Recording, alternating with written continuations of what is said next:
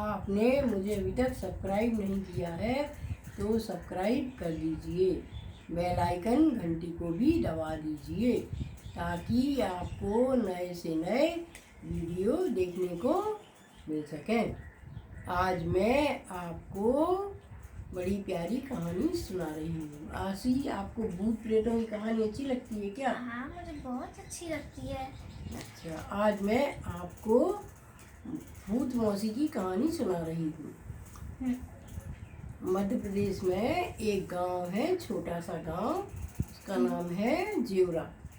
जेवरा के पास ही गांव में एक अच्छा परिवार रहता था।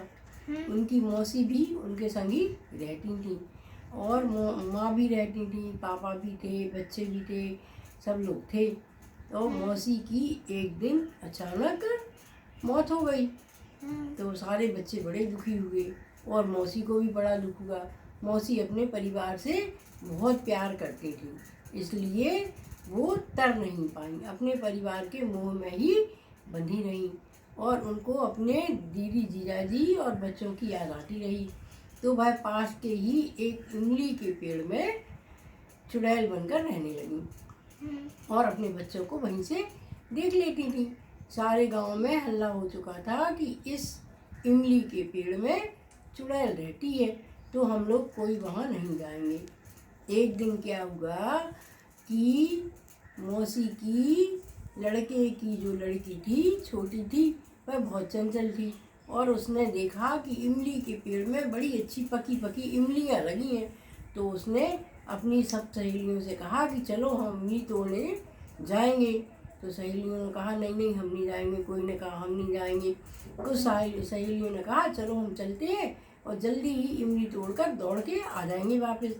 तो सारी सहेलियाँ चली गईं और इमली तोड़ने लगीं। इमली तोड़ते तोड़ते ही कुछ इमलियाँ ज़मीन पर गिर गईं। सब लड़कियों ने अपनी अपनी इमली उठाई और अपने अपने घर चली गईं।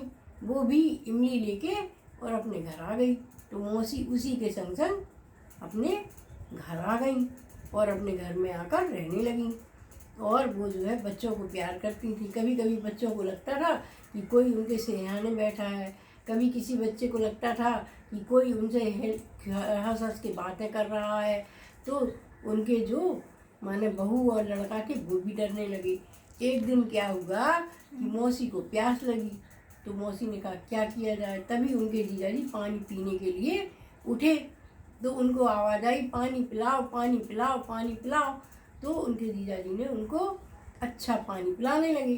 तो मौसी की प्यास बुझ गई और वो पानी ज़मीन में गिरने लगा। तो उनकी बहन ने देखा तो वो भी दौड़ के गई।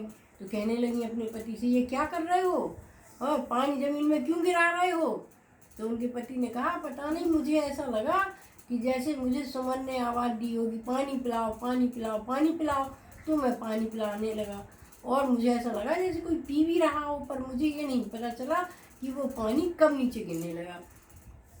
तो उनके बहू लड़कों ने भी सुना तो वो भी आ गए और वो समझाने लगे पापा को, पापा ऐसा मत किया करो रात में, पापा ऐसा मत किया करो रात में उठ के। तो पापा ने कहा ठीक है बेटा। अब दूसरी रात आई तो दूसरी रात में भी उनको ऐसा लगा कि जैसे सुमन बुला रही हो। उनकी साली का नाम था सुमन। तो वो बुला रही हो कि मुझे पानी पिलाओ, मुझे प्यास लगी है, मुझे पानी पिलाओ, मुझे प्यास लगी है। तो वो दौड़ के गए और उन्होंने एक लोटा पानी भरा और पिलाया। तो सुमन की प्यास बुझ गई तो सुमन वहाँ से हट गई और जैसे ही हटी तो वो पानी ज़मीन पे गिरने लगा और जैसे ही पानी ज़मीन पर गिरा तो उसकी पत्नी और बहू और लड़के सारे आ गए और सबने कहा कि पापा आपने फिर वही काम किया। एक दिन क्या हुआ कि उनका बेटा और बहू दोनों सो रहे थे, तभी उन्हें लगा कि उनकी मौसी उनके पास आई हैं और उनसे प्यार भरी बातें कर रही हैं। तो उनको बड़ा डर लगा। तो वो दोनों बहू और लड़का चिल्लाने लगे मुझे बचाओ, सुमन मौसी आई, मुझे बचाओ मुझे बचाओ।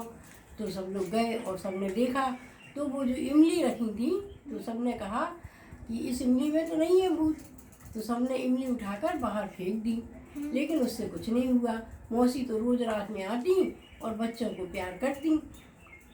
तो उनके पापा ने कहा क्या किया जाए। तो वो उनके गांव में एक तांत्रिक रहते थे तो वो तांत्रिक के पास गए और उन्होंने तांत्रिक से कहा कि हमें ऐसा लगता है कि हमारी साली हमारे घर के आसपास ही घूम रही है। तो उन्होंने कहा क्या करना चाहिए। तांत्रिक ने कहा हम चलते हैं। तांत्रिक घर गया तो उन्होंने चारों तरफ देखा और उनको समझ में आ गया कि इनके घर में कोई काली छाया है। तो उन्होंने कहा हाँ आपके घर में तो एक भूत प्रेत है। तो उन्होंने कहा कि इसको भगाने के लिए हमें क्या करना चाहिए। तो उन्होंने कहा कि आप एक काम करिए कि वो तरी नहीं है तो आप उनको तारने के लिए बढ़िया सा यज्ञ करवाइए और गंगा जल अपने पूरे घर में डालिए और ब्राह्मणों को भोजन कराइए। तो उन्होंने पंडित के हिसाब से ही भूत प्रेतों वाला यज्ञ करवाया और जो है चारों तरफ अपने घर के गंगा जल खिंचा। तो मौसी के ऊपर भी वो गंगा जल पड़ गया और मौसी का तरन तारण हो गया और उन लोगों ने मौसी के लिए ब्राह्मण भोजन भी करवाया। तब से हमारे यहाँ ब्राह्मण भोजन करवाया जाता है। आशी कैसी लगी ये कहानी? बहुत अच्छी लगी।